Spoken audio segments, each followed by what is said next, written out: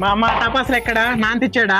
తేలేదు నాన్న, మనం ఉండేది అడవెమ్మిడి కదా, అందుకని నేనే టపాసులు తేనీయలేదు. ఎందుకు?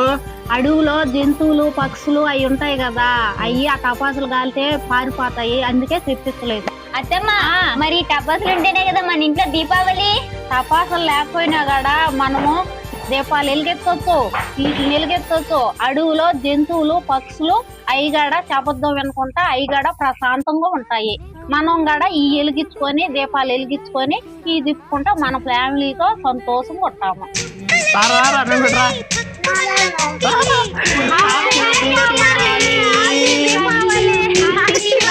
ఇలాగా సంతోషంగా వెలిగించుకోవాలి మీరు. ఇప్పుడు మనం సంతోషంగా చెప్తున్నాం కదా, జంతువులు కూడా ఇప్పుడు ప్రశాంతంగా, పక్షులు జంతువులు కూడా ప్రశాంతంగా అయితే బూటల్లో కొనుక్కొని ఉంటాయి.